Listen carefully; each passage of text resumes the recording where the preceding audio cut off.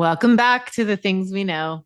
This is the place where we have the conversations that feel true in our bones, but don't always get said out loud. The ones that just sit under the surface of everyday life, especially in seasons where things are shifting in ways we didn't fully expect. Today's conversation feels especially personal for both of us because we read this book and had that immediate reaction of recognition, not just agreement, but that deeper feeling of someone naming things we've already lived, witnessed, and talked about over text and behind closed doors for years.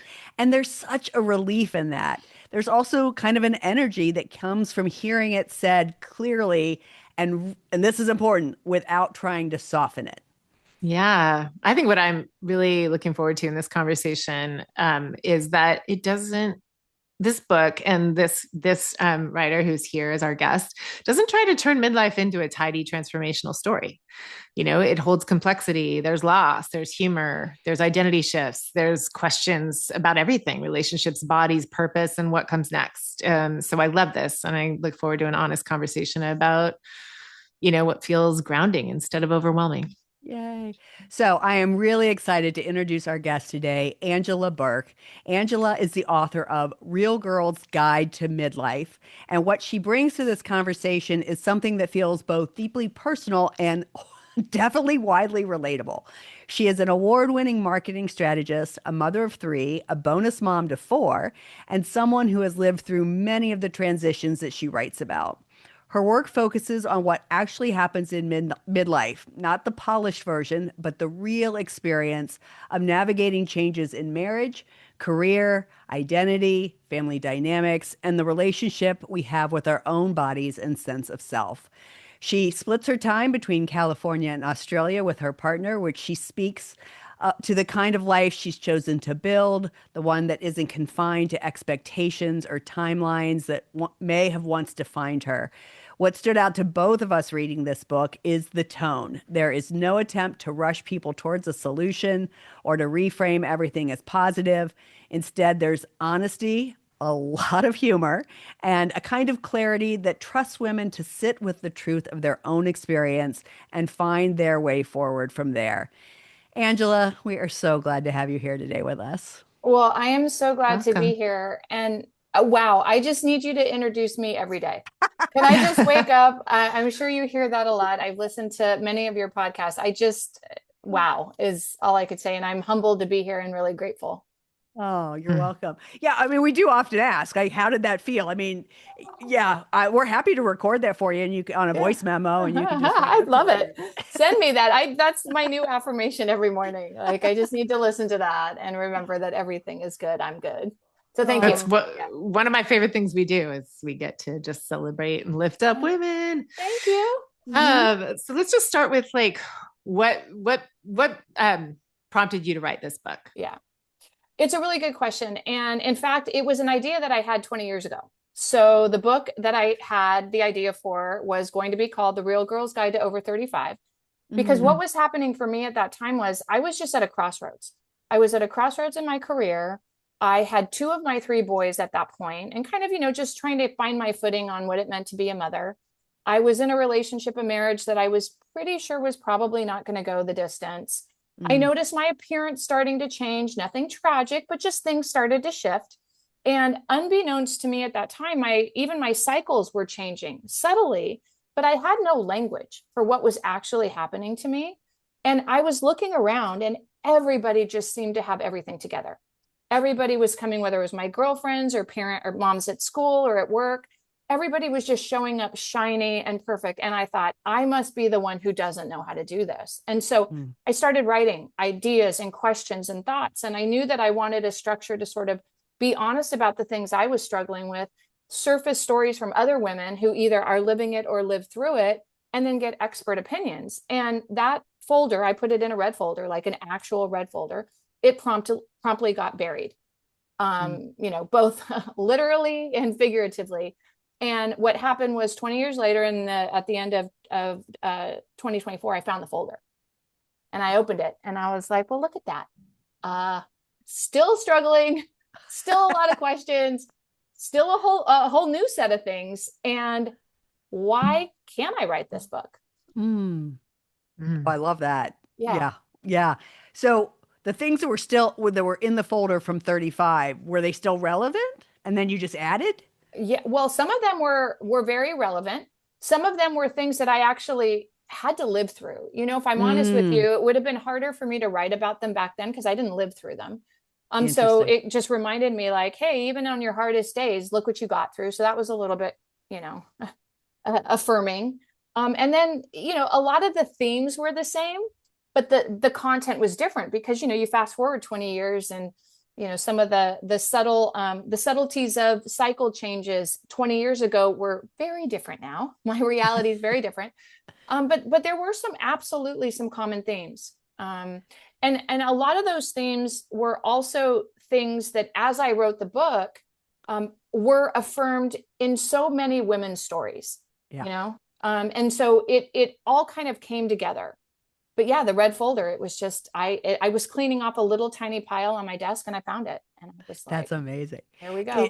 It's funny. I don't care if you were thinking this, but when we started this pod 3.5 years ago, we had a whole different vision for what this was going to be about. We were like early 50s and we were like, everything's sexy and women are still blah, blah, blah. And then we didn't realize we weren't on the other side of it yet. And so We thought we were. we We thought, thought we yeah, we were were. so cocky. We were so cocky. And Yeah. now I was looking at our website the other day and I was like, oh, we need to change the language on this website because it doesn't represent what the pod is anymore. But it's Yeah. been interesting. And I assume you might have felt this, or I wonder if you felt this writing the book. Like we're working through things in real time as Yeah. we film this, as we do Yeah. the podcast, you Yeah. know? Yeah. I There's a totally agree with you. sorry, I was just going to say this. I didn't mean to interrupt. There is a half marathon on Orcas Island where it's like really steep and you get to what you think is the top. And it is like a beautiful view. And you're like, "Huh," and then they're like, no, no, no, no. Like there's like another huge Yeah. incline. That's what that reminds me of, the way Lisa said it. And then also just the way really like it just, there's just another one coming. There's another wave coming. Absolutely. There is. And I think that, when I worked on the Real Girls Guide, I sort of conceptually had an idea that, these things, the hits were just going to keep coming, maybe in different forms. They wouldn't all be so heavy. They wouldn't all be so all encompassing. And it was reaffirmed as I was hearing stories. And the other thing that also gave me a lot of hope was that I heard from women in their 60s, their 70s, and the oldest real girl in the book is 82. Hmm. And it was remarkable to sort of go, okay, my spidey sense was right. These false plateaus are false. Like, don't get too comfortable, girl, because it's just gonna keep coming. Um, but that each decade brings something new and different, slightly unhinged, a little scary, but that we do get to the other side. And it just was again affirming in a lot of those ways. And it also reminded me that even in my darkest days in my 30s and 40s, when I felt like I must be the only one, I must be the one that doesn't get this, that doesn't know how to do this. I was never alone. I was Mm. never the only one. And I don't think I felt that, when I was younger, if I'm honest with you. Yeah, no, I think that makes sense. And I also think what's interesting is uh, there's this thing, and again, this is, I think, what Kari and I thought we were going to do with this pod, like package midlife as like, this is great. Everything's awesome. And I guess I'm glad that it didn't turn out that way for us because there's something that gets missed. Maybe it's the sense that, oh, everybody else is doing this, right? But what do you think gets missed when it's tried to be packaged as like Yeah. 50 is the new 30 or 70 is the new 50 or Yeah. whatever? I think what gets missed is it's not honest. Yeah. It's Yep. not real and it's not honest. And it becomes the glossy, aspirational version. And it also kind of creates this divide. If for some reason your experience is not always that Mm, somehow you've missed the mark. And, Yep. what yep. was kind of funny about the start of this book was, so I found the folder in December of 24, right as I retired. And the questions that I typically spent decades asking myself and the doubt that really existed in my own value, my own worth. I played small, I shrunk, I did all the things. I short circuited those questions, but they were still there. Like, who am I to think I can write this book? Am I crazy? And this book has got to exist someplace. And that quickly turned into, it wasn't like, why me and blah, blah, blah. It became, why not? But one of the things I did while in Australia with my, with my man and living our very, very crazy bicontinental life, before I started writing, I went to a bookstore in Melbourne and I gave myself 20 minutes. And I said, look, go to the self-help section, which I think is where my book maybe would show up. I don't even know. And just pick up books and see how long it takes you in 20 minutes to pick up books. And I wanted to see about the things that I thought I wanted to write about. I wanted to see how many books existed. So in that 20 minutes, I picked up like 8 books and my hands were, like I'm trying to hold these books and my arms were like, spaghetti. And there was a lot of books by doctors. And I'm like, well, okay, I'm not a doctor. There were a lot of books by celebrities, which was great because we're talking about things, but I'm not them. Like I'm just a mom, trying to figure my stuff out. And there were a lot of books that were, kind of somber and serious. There were books from life coaches, all of which I loved. But and then I also realized I don't have time to read 8 books. And these books were like this thick. And I was like, okay, so there was a long answer to your very succinct and very insightful question, which is, I just think that what some of the stories miss is that they're not real and we're not all things all the time. And so for me, and for a lot of the women that I talk to in the Real Girls Guide, if you don't measure up to a standard, that automatically creates a bigger feeling that I'm alone and I don't know how to do this. And I'm the one that's just suffering the worst, where it's like, you know what? It's not true. So that's how I would answer that question. No, that's fantastic. And when you come from that place of I'm the one that's suffering the worst, that is so disempowering.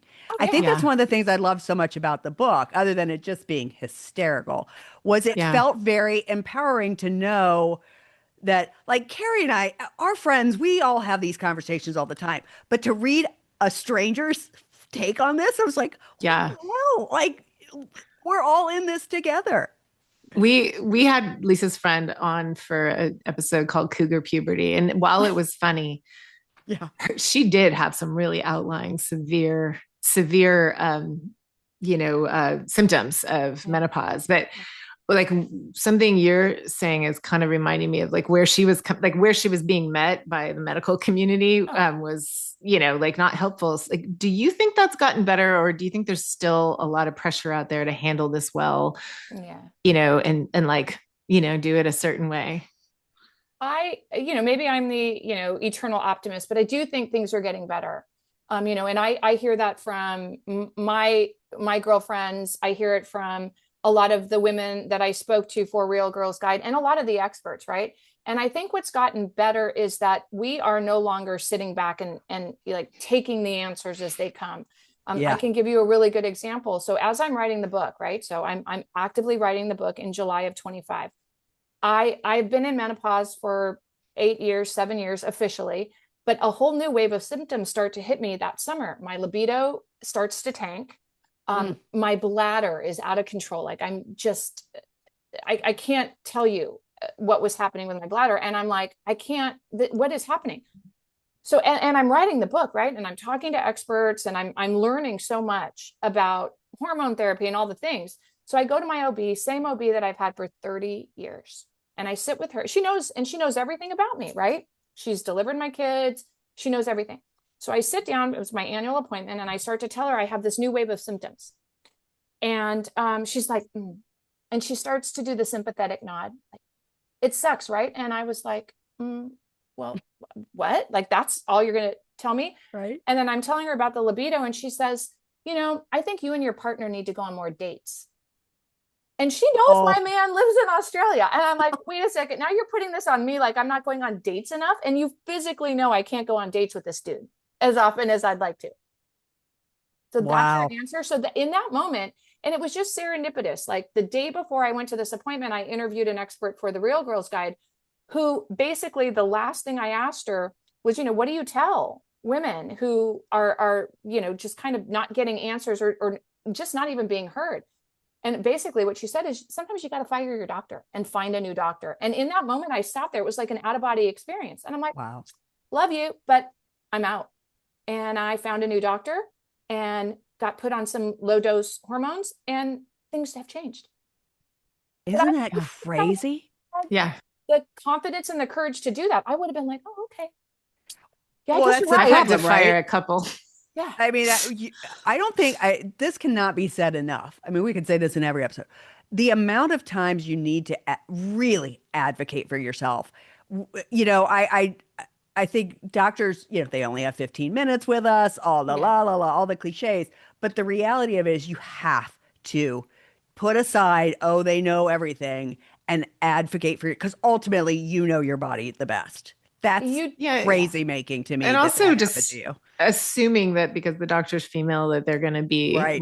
more like in tune, because there's so much internalized misogyny for them to even succeed in that field, Oh, yeah. and the training was the training, which Yeah. didn't include much research. No, not at all. And I think you're absolutely right. And I think it is even breaking down, what does it mean? What does advocating for yourself look like?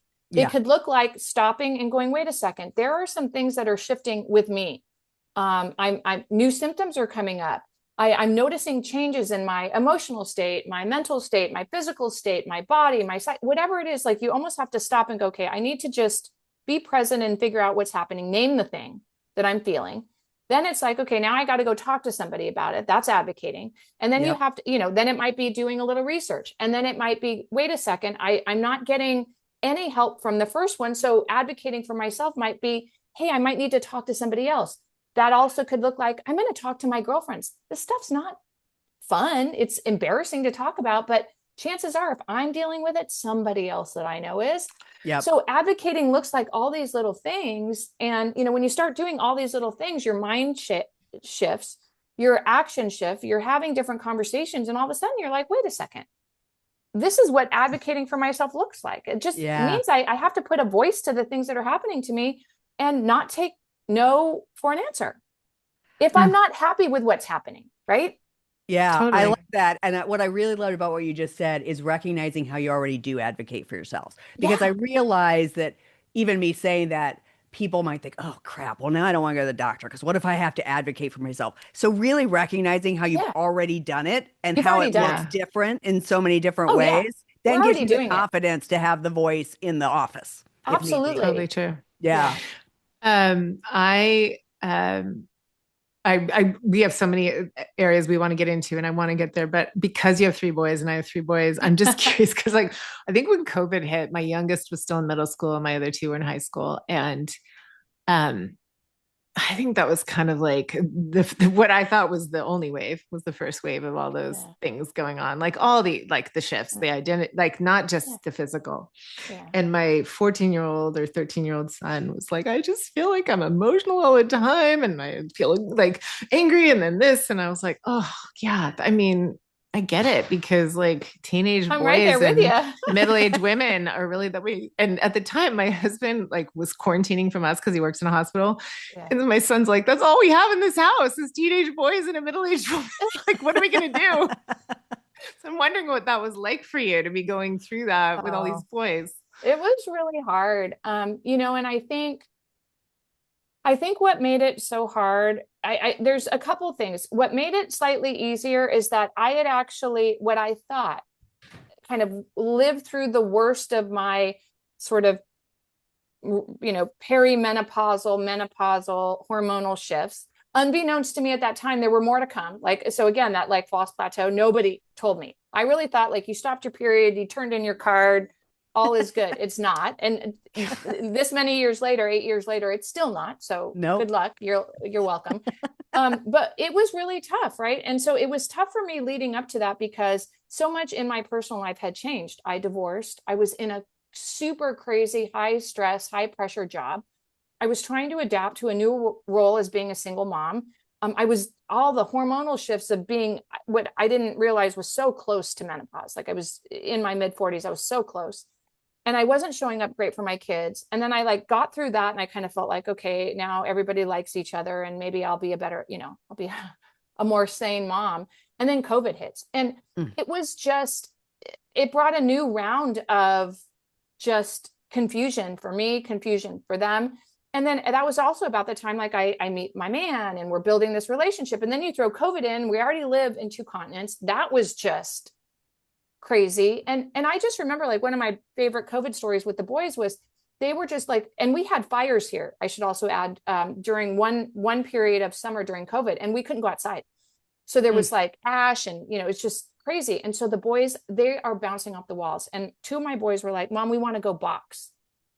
And I'm like, I'm sorry, you want to go box things? And they said, no, we want to box, like box. And I'm like, dudes, what? So I grabbed t-shirts. This is just what happened. I grabbed t-shirts. I love this. I love this in your book. Yeah. Yeah, t-shirts around, and they put them on their arms, and I duct taped the t-shirts. And I said, look, boys, this was my middle son and my younger son. I said, you guys can go outside, but let me just set the ground rules. No faces. Only like I created a safe zone. If in the event they landed punches, because I knew that these boys were probably not even going to land any. No faces, stay in the safe zone, and nothing can require a trip to ER or urgent care. And then like hope for the best. I don't know. So it was, I thankfully had lived through the worst of my mom rage, my rage years. It wasn't all the way gone, but there were still a lot of nuances, like where as much as, you kind of go the hormonal menopausal midlife woman and the teenage boy are not too dissimilar. I also was like, I'm in foreign territory here. I don't know what to do with these three boys. And cool, go box outside, I guess. Good luck. And don't break anything. Like, I don't even know. Yeah, I mean, I have a daughter, so she went through puberty when I was going through menopause. Yeah. The same, but the boy thing, like, I know when my son started going through it, like with Miles, I was like, wait, boys do this? Like, I was Yeah. so completely, again, something we don't talk about. Yeah. Okay, so let's talk. I think this is a really important piece of going through this, and again, also having these false plateaus. You Mm. talk about grieving past versions of yourself. What does that grief actually feel like? Well, I think so. First of all, when you think about grief comes in a lot of ways. You can grieve a lot of things. You can grieve people that you've lost. You can grieve relationships that end. You can grieve, things in your life that change, and even versions of yourself or the life you thought you were going to be living. Yeah. Right. And I think that with that notion of grief, whatever it is, comes fear and embarrassment and shame and all these negative emotions. And I know for me, I didn't expect necessarily to grieve some of these things. And quite honestly, I'm not a vain person, but when you walk by the mirror and you don't look the same, there's a sense of loss in that. Like, wait a minute, my Totally. boobs used to be perky and my eyelids used to be so like up and not drooping over my eyelashes, like whatever the thing is. And Yeah. it's okay to feel that way. It's okay to feel sad and it's okay to feel shock. And I found that I didn't ever really get the memo that A, you can grieve all these things, and B, it was okay to feel that way.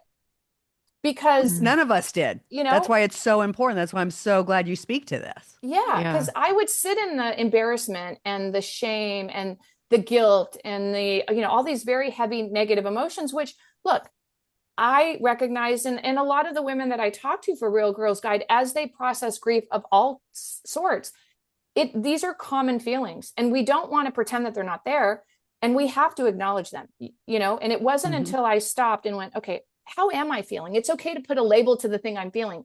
I get to feel any way I'm feeling. That's the first step toward kind of moving to acceptance. Yep. And also embracing the idea that different change is not bad. It's just different. And good things can come from the other side. They might not look like what you envisioned, but they might not be bad either. But I certainly, a lot of those things that hit me in the form of grief against a variety of topics, I wasn't prepared for. I didn't know that I would ever feel that way.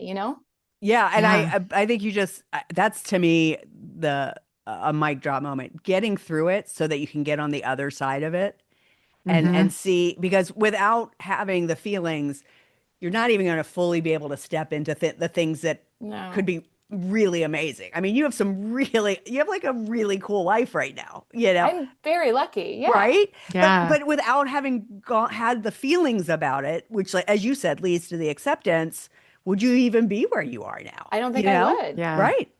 Yeah. And I think that's a huge, I mean, it's a huge piece of my process over and over too, as not just someone who's gone through menopause, but like also in a caregiver role, is you don't get to a good place until you're honest and grieving. And that's not for wimps, right? No. You say in the book, which I love, and I want to hear you talk a little more about that, just because it makes sense, right? Like there's shame if you don't name it. So you Yep. said like midlife creates an opening for more honesty. Yeah. Can you talk more about that?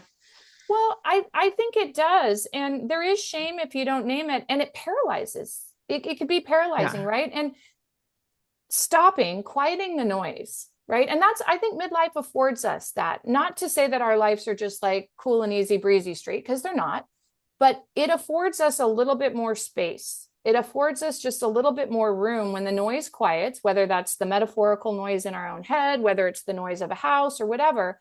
And you can just start to see what's happening. How am I feeling? How am I showing up? And when you can quiet the noise and just look for the signs, because they're there. And you kind of just, it's being brave or leaning into what those things are and naming the thing that we're feeling.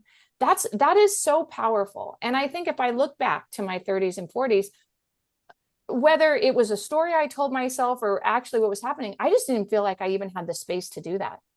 And God forbid if I just was like, hey, I need to just take a break. I need a nap. I need to rest. Like that was just, I might as well just say like I'm a failure. I wore that, I wore that. Mm-hmm. I And really, yeah. I love that what you said about naps. Sorry, keep going. Yeah. Because No. I have a strong, I have a very big point of view on that. But like, I took that on as a sign of failure on my part. I was weak. I was lazy. Right. But I think what happens in this period of life is that the noise quiets, and it gives us the opportunity to just pause and look for the signs and signals, and having the bravery just to go, wait, I'm feeling something. That feeling is I'm feeling scared. Okay. Like even just the fact that you can name that out loud to yourself in an empty room, whatever it is, that being able to do that and say something like that out loud changes the way you think. I'm not a doctor, but there's a pattern of thoughts that are ingrained in us. And when you say something out loud, even if it's to yourself, that pattern of thoughts gets interrupted. And when you interrupt a pattern of thoughts, it is easier to begin to act differently. I love this so much, but what struck me is that, and this is true of most women. I mean, we talk about once you turn 50, you have less fucks to give, and this Right. falls under that, right? Yeah. But what really broke my heart just in that piece right there was that we don't allow ourselves in our 30s and 40s. Yeah, we Like, don't. God, if I could hand my 30 and 40-year-old self something, that's what I would hand her. Yeah. Take a Less nap and fucks. less Take fucks. a I've nap. always napped, but Take a nap. but it's the idea of failure. If we're not hustling, we're failing. And that's such a patriarchal and masculine way of looking at things. Oh yeah. You It's such a know? performative way to live, Yes. too. It's exhausting, right? Yeah. No wonder if I look back to my 30s and 40s, no wonder why I was so tired. Yeah. Yeah. Because in my head, like, so one of the big things I've been working on a lot is saying no without having to follow it up with an essay, because that's just my bag. Like if I don't want to do something, then I've got to give you a big dissertation. I've got to qualify it. I got to make sure you're comfortable. I need to make sure I don't look like a big douche. Sorry, I don't look like a big. No, you can cuss. Okay. Not that douche is a bad word, but yeah. Okay. And I've stopped doing that. So how do I behave differently now? Well, guess what? I'm not available. That's 3 words. Yep. When I'm tired. Complete sentence. No is a full sentence, but Yep. I'll give you a couple extra words. But the idea of saying that I need a break or I need to take a nap, I'm not available. I'm tired. I need a break. 4 words. Yeah. But so hard. Yeah. It's so hard. Yeah. I'm super curious because I think we wanted to get into like relationships as they change, right? Yeah. Like how has that been for you with your female friendships? Yeah. Well, I mean, I think what's interesting in some of my, and I don't have a huge network of friends. I have kind of a core group of friends. The good news is that, there's a little bit of a law of attraction. Mm, When you start to ask different questions, when you show up differently to your friend group, something interesting happens. So even when I started to tell people I was writing the book, I would go to lunch with my girlfriends and subjects that we would never talk about, right? All of a sudden, people were like, "Oh, well, wait, what about this?" Like in the quiet, hush voice. So it like, and the more we talked about it, the more we noticed that other people, even outside of our little circle, began to talk about it. And then you become like interesting. used to listening for it. It's like, wait a minute, people are kind of, Mm. the conversations are changing. But somehow, and even in my own family, right? Sometimes I just say I'm not available, and I'll get that. Well, what, you're the one that you. What do you mean you're not available? You always do this, or you always say yes, or you always step up here. It's like, not anymore. Or here's what I can do. You're asking me to do these 5 things. I don't want to do them, but maybe there's one thing I can do. You might not like it, and then I won't do it at all. Okay. Like I just so it's been a little bit of a mixed bag, right? I think with Sure. with my friends, there is a little bit of you know, a little bit of like, let's just, the conversations are starting to shift. Um, and I think, even just the idea of saying no or being more vocal about things, it probably wasn't showing up as big of a divide or a difference in my friend group. Is probably more in my family, to be honest. Yeah. Yeah. Like Yeah. I Yeah. Same. carry I Yeah. carry the proverbial clipboard for everybody. And a lot of it Yeah. nobody's asked me to. I just have kind of taken it on. And I think along the way I was rewarded. But Yeah. man, when you stop doing it, people do figure it out on their own. Yeah. Yeah. It's surprising. But, and the world didn't open up and swallow me. Um, but it takes a little bit of getting used to, for sure. Yeah, that is really interesting when you start saying no. Yeah. Yeah, because you're holding a different. You've held a certain space in people's lives as the Yeah. person that always says yes, and now they're like, wait, what? Wait, what? But they figure it out. Yeah. Yeah. Yeah. Um, what changes when you've already built a life and then you have to rethink it? Well, um, I think the first thing that changes is, uh, kind of stepping into the fact that, the life, it kind of comes back to that grief thing, right? Mm-hmm. It's okay to imagine and, to experience the life that you imagine for yourself doesn't look like that. And it feels sad, Mm-hmm. right? And it's scary. And I think sitting in that space and just going, okay, this is how it feels. But I think one of the biggest things that changed, at least for me, and I saw this echoed through kind of threads in a lot of the interviews in Real Girls Guide, is this idea of, there is no one way to do anything, right? So if I take my relationship as a great example, if you were to tell me in my 20s and 30s that there would ever be a possibility in my lifetime that I was going to find a man that I was going to fall in love with who lived in Australia, and somehow we were going to stitch together 7 children and a very, very complex life and be very happy in the process, I would have laughed instantly. And I would have been like, okay, this is crazy talk. I don't know what's happening here. But I think what happens when you realize that maybe the life that you designed is not how you're going to live the rest of your days, it opens you up to the possibility of something completely unimaginable, right? And I didn't have a playbook for this relationship. A lot of the things that I've experienced, and maybe you both too, there's no playbook for this stuff. And so No. if we're holding on to this one way or an old version, or what we saw our mothers do, or what, we're locked into something that actually just doesn't fundamentally work anymore. Yeah. And I remember the conversation that I had with my man.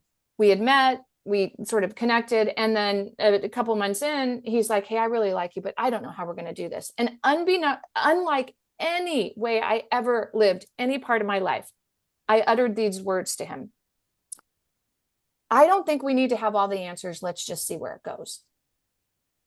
Oh, it was like I must have had an out of body experience. But here I was I gonna was. say, did you go like, where did that come Where did from? that come from? But it was, I had lived through my divorce, the turmoil of my 40s, and I got to this place and I was like, wait a second. I don't need to have all the answers, and I want to see where this goes. So it's giving ourselves permission to go, okay, maybe the old playbook didn't work, accepting the fact that maybe I don't have a new playbook, but also maybe I get to write the playbook as I live. Again, though, this strikes me under the same less fucks to give because Yeah. when you said the thing about two things come to mind. I want to ask a question, but the first thing is when you said the thing, like if I had said this to my 20-year-old or 30-year-old, like that woman would have been like, are you fucking kidding me? I don't have time for that. Right. But now you had the space and Yeah. the creativity to be able to do it. Then Yeah. the question is, what did he say? I mean, I know you're together, so I know you're together. But like Yeah. when you said that, did he just go, okay? Or was he still like a little bit like, I don't know? Or like maybe he needed permission to do the Yeah. same. Yeah. Skeptical. I think it was Yeah. like, okay. Are okay. And my Aussie man is a process guy. He's a logic Mm. guy. He likes, he's a so I think that, by even me saying those words, and he says, 11 years later, he tells the story. I remember exactly where I was standing in the house in Australia. I remember the room I was in. I remember what I was wearing. And it was almost like maybe that also gave him a little permission Yeah. to Yeah. go, okay, well, if she's willing to do this, maybe it's not as Right. scary as I imagine, and maybe it'll be okay. Like, I Yeah. love that he remembers it in such he detail because it's does. like it was Yeah. like it was a fissure, right? Like Yeah, it all, like you exactly. said, or Carrie both, like it gave him permission. It gave him Yeah. permission to just go, okay, Mm, maybe I don't have to have all the answers here. love that. Um, yeah. I love that you brought him up because I want to get into like one of my favorite parts of your book, and it's very funny how you're like, boys, stop reading, Yeah. is just like about reclaiming pleasure. And like, it's so interesting because Lisa and I talk about this a lot. A lot of women assume like that goes away. And I think actually it's the opposite for the first time when women don't have like kids clinging to them. Like there is this resurgence and like I loved how you described like you getting to know that about yourself while he was wanting to know that about you. Yeah. And if I'm honest with you, I never really had that relationship with myself. Mm. And it never even, even in my 20s and 30s, it never even occurred to me that my pleasure should be important, that Mm. my desire should somehow factor into the equation. Like, and that's kind of messed up if you think about it. And I don't like admitting that, but that's how I felt. And And many so, women do. Yeah, yeah, that's very common. yeah. And it's, so there were a lot of things I didn't even understand about me and how my body worked and what I liked and what I didn't like and what effort it took. And so here I was recognizing that for the first time, I wanted to uncover that for myself. And I was lucky enough to have a partner who was like, I'm right there with you. And he was just as motivated as I was. So it wasn't something for me to be shameful about. It wasn't something for me to be embarrassed about. It was something that I finally had to admit to myself and go, I wanted to make the change. And then I was lucky. I had a buddy in the process, but the change really started with me, and admitting to myself, I didn't have that understanding. And I lived a Mm. lot of decades not knowing it. Again, and I think that's so common. And I think it's interesting because, and maybe it's because there's so many Gen X women, like we are talking about this shit now, Yeah. but Yeah. again, and I think that's what I keep hitting on. There's so many things since you keep referencing your 20 and 30-year-old that I think, God, I wish I could go back and tell her that. God, I wish I could go Yeah. back and tell her that. Yeah. Um, so where does this understanding of pleasure intersect with identity and confidence, do you think, for you or just Yeah. as you've interviewed people? Well, I'm going to give you sort of the starting point, right? So if I go back and, and kind of rewind the tape, I had, I saw this as a theme that emerged in my interviews for Real Girls Guide, both with women who told their story and also with experts. For many of us women, right, we are it's either ingrained in us or we're modeled to sort of behave in a certain way. And ultimately we somehow get a reward. The way that showed up for me was I needed to be the peacekeeper. I needed to be the quiet one. I needed to be the one that didn't make waves. I was the fixer. I was the solution gal. I carried the proverbial clipboard. I just needed to be small and needed to keep everybody around me comfortable. Okay. And I am guilty, probably more guilty than anybody else, of perpetuating that in my own life, because that's how I was raised. So that became the lens through which I viewed my pleasure. How dare I put myself first? How dare I say what I want, or that, what I didn't want, or what I liked, or what I didn't should come on a list? Because by doing that, the story that I told myself was then everybody else is going to suffer. And I cannot be the crux of everybody's suffering. That just went against every fiber of how I was, constructed as a woman, as a mother, as a wife, as a whatever. So I think a lot of the perspective, the lens starts then, right? Yeah. And it's like, how dare I, so I'll just kind of go along with the flow, and everybody else is good. It's okay. Like, and so I think that's the lens, right? It starts with the lens through which you view your own relationship with yourself, with pleasure, with intimacy, whatever it is. So my lens was kind of screwed to begin with. Then you kind of get to this phase where that lens starts to shift, right? And some of these things, these old roles and these old ways of thinking, I'm starting to unwind and unlearn. Then all of a sudden, I have to turn that back on myself. And an easy place to be as a single woman was, okay, like, what do I like? What do I want? What is my relationship with pleasure? If you were to have asked me that in my early 40s, I couldn't give you an answer. Yeah. Because I didn't have one. Yeah. Because I didn't think I needed one, because everybody else had their own version of that for themselves. And I just needed to I think that's the key, right? Is that we don't think we need it, right? Right. Or worse, we don't think we're entitled to it, or we don't think all of the above. Yeah. So I'm not sure if I answered the question exactly, but it starts in my mind, with the lens through which we sort of view our own place in our own life. And when that starts to shift, a lot of things, and that once that lens changes, it doesn't just impact how you see one aspect of your life. It impacts how you see everything. It's like putting on your glasses, right? You don't just get to see what's in front of you clearly. Everything around you becomes clear. Yeah. Yeah. The adage of the way we do one thing is the way we do everything. Yes. Okay, that's a perfect segue again into what we were taught versus what's actually true. Yeah. So you also touch on like our beliefs around power and money. And I do think they're very linked to pleasure. So how do those what do I want to ask?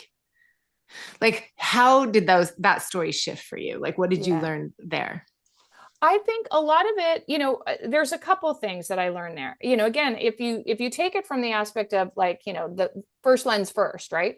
Which was, I just exist to make everybody else comfortable. I have to take care of everything all the time. Every situation, I have to have, 17 scenarios built out, and I better have all the money and all the things and all the contingency plans locked in for myself and everybody who I love, because it's all going to come resting on me. So that was I carried a lot of that. And I think once those lenses start to shift, the way that I viewed money and sort of control was probably from a place of fear a little bit, not scarcity, but fear, because I always felt like I had to be prepared for the next shoe to drop. And so, I held on tight to those things. And again, it wasn't coming from a place of scarcity. It was coming from a place of, I felt like I had to be prepared. And I had to just white knuckle it and hold it tight and brace and just brace myself. And so I was constantly, I think, in this state of just bracing for whatever was going to come. And so for me, you kind of start to let go of that a little bit. And I started to recognize, like, wait a second, I don't have to hold on so tight. Wait a second, I don't have to control everything for everybody all the time at once. Wait a second, I don't have to make these decisions today with this worry of what's going to happen in 20 or 30 years. I can just be a little bit more present, and I can just be. All of a sudden, the control, like your shoulder, oh, I can breathe a little bit. The control kind of lets go a little bit. And then I can see things through a slightly different lens, and it just kind of starts to awaken. Yeah. And because like I'm thinking about what you're saying, like when we were talking about just pleasure, and then like it's about desire. It's like once you let go of all that stuff, then there's like just this permission to like want more, to even challenge, to imagine more, to be freer in how I evaluate opportunities in front of me, to not have to worry about everything all the time, to kind of live a little in the moment, and and it's all going to be okay. But I do think that there's a link to that. And I think it starts with the lens that we show up in a lot of these aspects of our life. And when we build up the confidence and the permission to just let go, and then you don't have to be so rigid and bracing all the time. At least that was my experience. And then there's where true freedom kind of comes in, right? And then for me, what it did, again, message to our friends in their 20s, 30s, and 40s, you'll thank us later. Like, believe us, you will thank us later. Maybe I didn't have to white knuckle it so much even back then. Right. No, maybe that's true. Yeah. Maybe I didn't, but I did it. And so even if you don't make any different changes, it's like, man, I wish somebody would have just planted a seed that says, the thing that I'm feeling is like I'm white knuckling every part of my life. That maybe just even somebody naming how I was feeling, right? This constant state of like, might have just made me recognize it a little bit.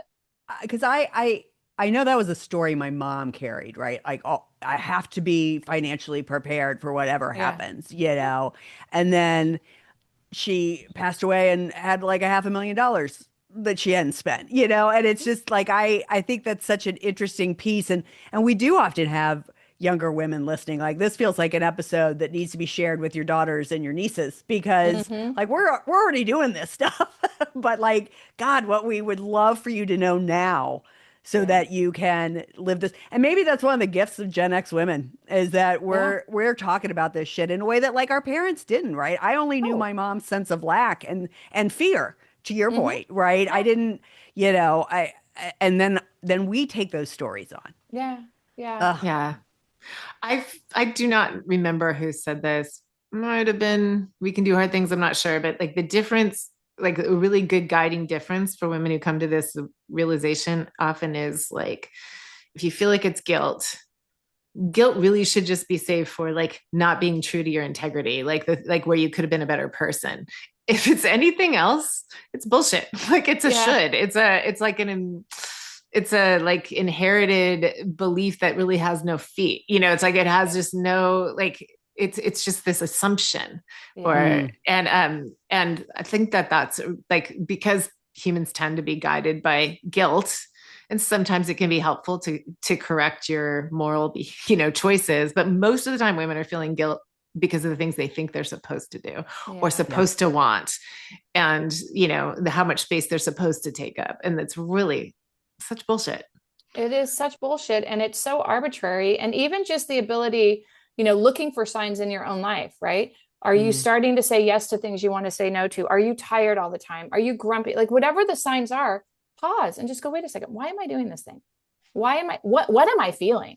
And saying it out loud. I sit in another part of my house typically when I do my work, and there are days where I just out loud, I've taken this practice of saying the thing I need out loud. And usually it's to myself. If it's in the middle of the day and I'm tired, I say out loud, I need a break. Nobody's here. I say it out loud, because that action of saying something out loud, either it's a feeling or a need or something I'm upset about, whatever it is, if I say it out loud, it changes my thought pattern. And then I go, wait a minute, I need a break. That's telling me I need to stop what I'm doing and move away from this physical place. So then I act. Yeah. I stop what I'm doing and I stand up and I move away from the physical place. And that might mean I step outside. It might mean I sit on the couch.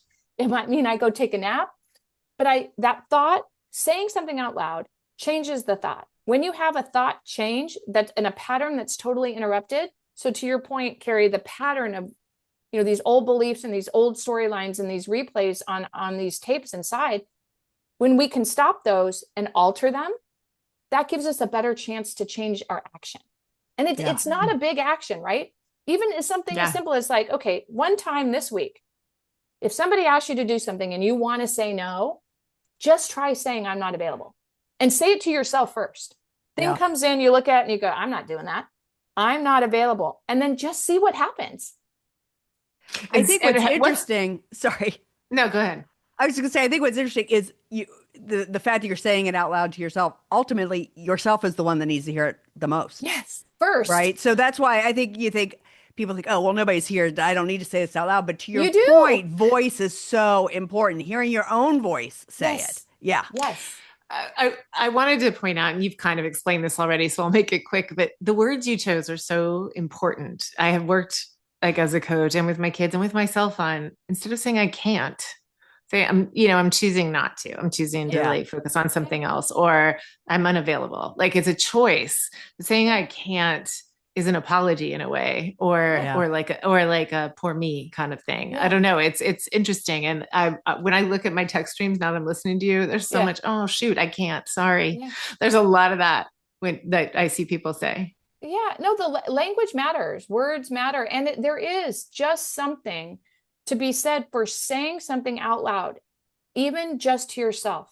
Yep. And it changes your thought pattern. Like, and again, I'm not a doctor, I'm not a coach, I'm not a scientist, I'm just a girl. But I've heard this now echoed through a lot of the experts that I interviewed for Real Girls Guide. So it's based in science and fact. Yeah. But there is something very powerful to that. And, word choice matters, right? If I go back to, rewind all the way back, why did I even write this book? Well, finding the folder, it would have been really easy. And I'm going to be honest with you, in the 2 months between when I found the folder and when I started writing, I used that 2 months to almost talk myself out of doing this. But what happened during that time was really interesting. So the same patterns of questions, who am I to think I can write a book? And, nobody's going to read that. And you're crazy. The good news is, okay, or I guess the bad news is those things still creep up. We're all human. Those patterns are very hard to unwind. The good news is that I short-circuited that so much. And the even better news is, instead of starting with that question, why me and why, who am I, blah, blah, blah, the question that I now ask, and I don't care what it is, why not? Why not? Why not me? Yep. Why not a book? Why not this thing? I love it. I mean, I think I love that, because we talk about this with our clients a lot. It's not that you won't have those same thoughts or questions, but the getting yourself out of it happens so much faster. The more you practice, the faster it happens. It still happens. That's not a failure. That's humanity, right? Yeah. Being human. But the time to climb out of that gets faster and faster, shorter and shorter. Totally. And it's like anything, right? This takes practice. Yes. These, absolutely. Behaviors don't change overnight, but the more you practice, the easier it gets. Yeah. And then the reward starts to change, right? As much as I told the story about myself that I was gaining rewards by being the capable one, carrying the load for everybody, always saying yes, always being the fixer. That's true. But I'm getting rewarded in this new way of showing up for myself. And in this new way of showing up for the people that I love. They're different rewards. And they're not always positive, but there's a lot that is positive. And one of the best parts, rewards you're giving yourself. Like you're not waiting for them outside of you. Correct. And one of the best things I'm noticing is I have just more time. Just the actual physical time. So one of the things I started doing about 2 months ago is I am taking drum lessons. Okay. Every Monday I take a drum lesson. That's awesome. That's awesome. Why? Because I decided I wanted to do this. I didn't ask myself, oh, who am I to think, 55-year-old woman taking drum lessons? That's nuts. Nope. Why not? So I did it. I have the time. That's awesome. That's awesome. And if somebody would, like, I probably had the desire when I was in my 40s. There is no way Right. I ever would have allowed myself to do something like that in my 40s. Again, the That's theme I'm awesome. just sort of feeling on all of this is like I would love, and this was also Carrie and I's driving factor when we started the pod. I would love women to not have to wait to 50 Yeah. to start having these experiences, Yeah. right? Yes. Yeah. That's a big one. I know we have to wrap up soon, but I really love this phrase solo aging. Can you share a little bit more about that? Like, why is that important to name? Because whether you're in a relationship or not, ultimately you are solo aging. Yeah. Well, again, I think why it's so important is this. Okay, so I'll equate it. I like a good like metaphor or analogy. When you get on an airplane, what is the message about the oxygen mask? So in the event of a loss of cabin pressure, oxygen mask will drop down. What are you supposed to do with that mask? Put it on First, yourself. self. Okay, right? So I personally would like to write to the FAA because I think that that language needs to change. Because for some reason, right, we get that on an airplane, but I'm wondering if it were push comes to shove and I'm sitting next to my kid, I don't know that instinctually putting my mask on first. My Right. inclination will be to put my kids on first. Like I Sure. can't, but if you tell me you only have 3 seconds before you're going to run out of air to help your kid, so I'm putting my mask on first. If you mean to tell Mm. me that it's going to prevent me from helping somebody, like, cool, I will put it on. But getting back to the question, um, we have to put our mask on first, right? Yeah. We have to, because at the end of the day, we have to, like, the only thing we know to be true in life and the only thing that's certain is us. Like today, I am Yep. here today. Our partnerships are not certain. Our health isn't certain. Our careers aren't certain, but it is us. So, in my mind, a lot of the solo aging mindset and the way we need to show up for ourselves can tie back to that metaphor. Mm. You got to put your own mask on first. Mm. And it's inherently difficult for a lot of women, and for me, I'll just speak for myself, with the lens that I have, so acutely developed over decades on this earth, and being a mom, and and it becomes like, it's not selfish. It's No. Right. self-preservation is what it is. No. Yeah. And actually, the other way can be a bit selfish. Like you don't think so, but it creates this loss of self that becomes a burden. Yeah. Mm. Like that. Yeah. That's a I really good forget who point. says, like, the greatest pain for a child is the unfulfilled life of the parent. Yeah. Mm. And so yeah, it's actually selfless to be putting yours Selfless. on first. Yeah. There's another term you use that I love, and I use it. I'm not sure if it's in the same way, but I'm just wondering, like, what is, like, talk about your reference to chosen family. Look, what's interesting about that is, again, if you go back to, for so many of us women, right, we create a life for ourselves that's locked into a blueprint, right? Whether that's, I am going to get married and raise a family. I'm going to become a mom. But some of us don't go down those paths, right? I have lots of friends who didn't get married, didn't have children, and yet Mm-hmm. they still live these amazing, full, rich lives because they've built a community around themselves of people that they Yes. choose. So it's, again, even the appreciation when you're in it, when you're sitting in it and you go, gosh, my life doesn't look like everybody else's. But wait a second, I've chosen this path, or I'm in this place, I didn't choose it, but I get to build what surrounds me. And, Mm. I have these amazing women, a couple of friends that just come to mind who, you know, aren't married, don't have children, but man, the surround that they've built with Mm. nieces and nephews and friends whose kids rely on them, and their aunties and uncles and all these things, like it looks different. Doesn't look like the life I lived, but it's pretty remarkable. And so in my mind, it is the recognition that, different is not necessarily bad. It's just different. And in a lot of ways, we get to choose the community that we surround ourselves with. We can release the shame and the guilt that our stuff doesn't look like everybody else's stuff. And, by doing that, we allow ourselves to find what works. And then I think through that is a little bit of that law of attraction, right? When we start to show up and think and behave and talk and act differently, it's been surprising how much, and I've witnessed this myself, even just in writing the book, what I've attracted into my universe. That gives me hope and courage, and sometimes reminders if I start to slip back into old patterns, like, and in that way, I think, the chosen community, your village, doesn't necessarily always have to feel smaller. It can get bigger and a lot stronger. I love that. Yeah. I love chosen family. It's the best. Yeah. All right. So before we wrap up, oh wait, did you have another? I do. I'm really curious if you're seeing this play out differently in Australian culture versus here.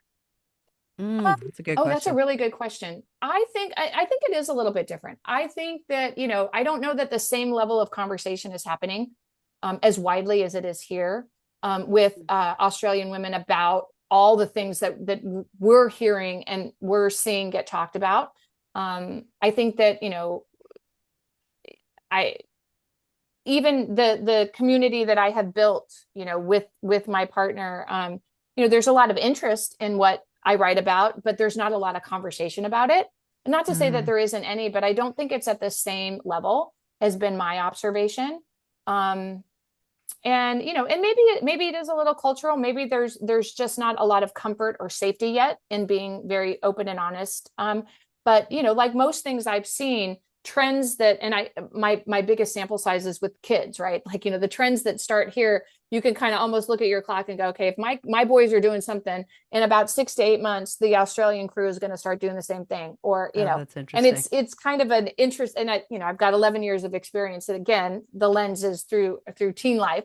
But I do think that, there is a more growing sense of comfort. I just don't know that it's at the same volume that we're seeing here. And I don't, even when I go out with girlfriends that I've been fortunate enough to meet there, we don't have the same conversations. And maybe it's history. Maybe it's because I don't have the same, longevity of relationships, but I don't get the sense that there's a high degree of comfort in like, Gotcha. Let's talk about orgasms today. Yeah. Or, wait, that is really interesting. Yeah. I guess I just assumed we were all doing it, but you're right. Yeah, no, I don't think it is. I don't think it's to the same thing. Like, I'll give you a really good example. So right about the time I'm writing this book, I go to Tennessee, which is where my Australian man actually was born and raised in Tennessee. So he's kind of been in Australia for 30 years. So I'm there and I'm talking to my sister-in-law about pee pads because, again, my bladder was out of control. We were there for 4 days. That's all we talked about.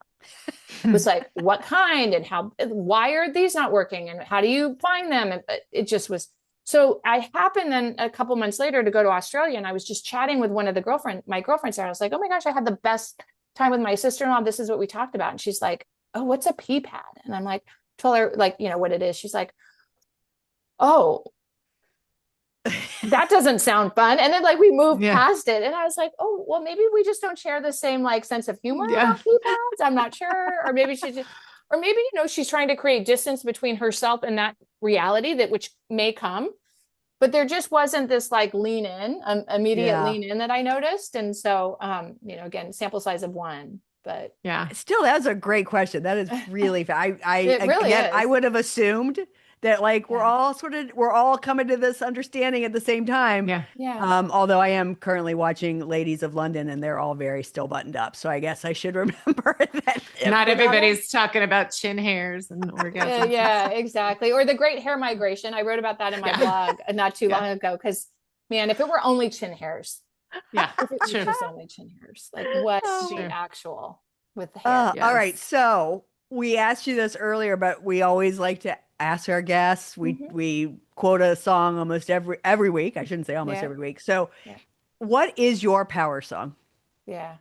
My power song is Upside Down by Diana Ross. Love it.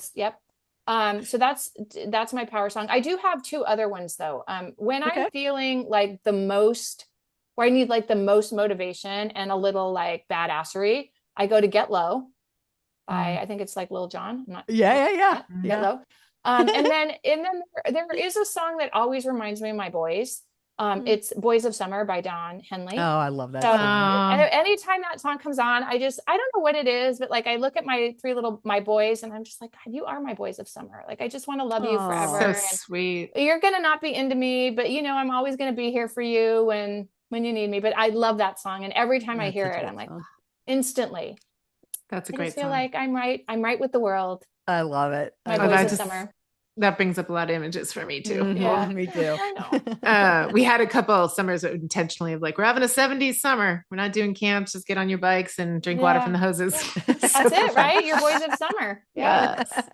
Yeah. Thank you. Like, so I'm getting so much from this conversation. I'm so grateful. Yeah. And from your book, I'm going to hold it up again. If anyone's Oh, watching so this on good. YouTube, it's just a deeper appreciation for how much courage it actually takes to stay present in this season. I think it would be so easy to just plug in and kind of keep doing, but also like there's such a steadiness in what you shared. It's like a willingness to name what's hard, but also trust that something meaningful is still unfolding, like you said, in that, like, what if we don't have to know? And I think it offers permission. I think a lot of women don't realize they're waiting for that. And, permission to question roles and acknowledge what's been lost and to begin shaping what comes next in a way that feels more aligned and self-directed. And another thing that's really occurring to me is for some women who like had a marriage end or had a health thing, they got to this sooner. So if like someone's listening and they're like, I'm married to a really nice person, and I may have inherited these assumptions, but I don't really have a reason to change anything or rock anything, because it's like, no, you do. Like everybody gets to reinvent themselves, or reintroduce themselves to themselves, right? And like rediscover new things, and that's actually really, really great in a relationship. It really is. It's so freeing and it's so brave. And it's so, in a lot of ways, loving. And it starts with us feeling brave and loving and caring about ourselves. And like that transcends, right? Whatever the future holds for us, we don't know. But man, when we can feel brave and courage and we can love ourselves and be vulnerable and honest and show up differently, it's a beautiful gift. Yeah, I mean, again, I think that's another piece of this, right? Like it's the invitation to be more honest with each other, because once you start sharing, you realize you're not alone. But again, going back and being honest with yourself, having these conversations out loud, moving away from surface level into something that's more real, where there's space to laugh about pee pads and chin hairs and grief and uncertainty. But through all of that ends up possibility. I just absolutely love this book. I read it so fast, and I live in Los Angeles. Kari's up in Portland, so then I mailed it up to her. Wait, or did I hand it to you at the retreat? I can't remember. You handed it to me. I handed it to you at our retreat. I can't say enough about this. I mean, it is a book where you really do feel like Angela must have been in my head. So thank you for the work you're doing. You guys are just like making me tear up. It's it's so crazy to me. And thank you. And I have two younger half sisters. They're in their late 30s and 40s, and I always call myself their crash test dummy. And one of them said, dude, this should be required reading for everybody who turns 35. And I'm like, how do we make that happen? But like, you guys are definitely, you're giving me all the feels here. So thank you. Well, is there anything you didn't cover that that we didn't hit? I don't think so. I mean, just robust. Yeah, just remember you're not alone. You're not crazy. All this stuff is not in your head. And take a minute just to look for the signs and signals and be brave enough to just say what you want, say how you feel out loud in an empty room, even to yourself. I want to just add real quick that this is empathy. Like, I feel like other people who live with women should read this, because I was recently in a conversation with people. Everyone our age did this, including us. Like, not us, Lisa, us, me and my siblings. I don't know what you did, Lisa, but there was just a lot of Gen X. My mom was a nightmare when she was going through that. There was a lot of that. Like, she was crazy, right?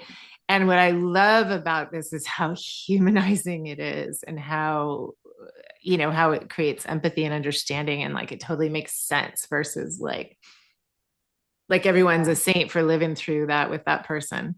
Oh So yeah. I Thank really you. appreciate this. Yeah. Thank you. Thank you so much. And I think the thing that's been so also rewarding for me is how many men have read this, Oh, that's good. you know, and and really I you've really left me speechless. Like I'm so grateful. And I really wish I could just get a morning introduction to myself and an evening sign off from you too. I just feel like I need you to record it, and it'll just everything will be right with the world every day. If I just had you enter me into the world and send me off to sleep every night, like it would I be so. love it. I have been an MC, so I could do that for you. You could, yes, my own personal MC. I love Yeah, it. there you Thank go. you both so much, and I'm really grateful. Oh, I'm so glad you were It's here. great to have So, you. for our listeners, if this conversation resonated with you, if you're of a certain age, I don't see how it didn't. We highly, highly, highly recommend Real Girl's Guide to Midlife. It's thoughtful, it's honest, it is literally the kind of book that stays with you. You can find Angela's work through her website and Substack, and we're going to include all of those links in the show notes. And if this episode made you think of someone in your life or someone's husband that could stand to read it, send it to them. These are the kinds of conversations that remind us we are not alone in this. We did not know Angela before like 45, 50 Yeah. minutes ago. And now I'm like, I got you. Yes. Thank you. Thank you so much for being here, Thank you Angela. for And having me. thanks everyone for listening. We'll be back next week. Bye.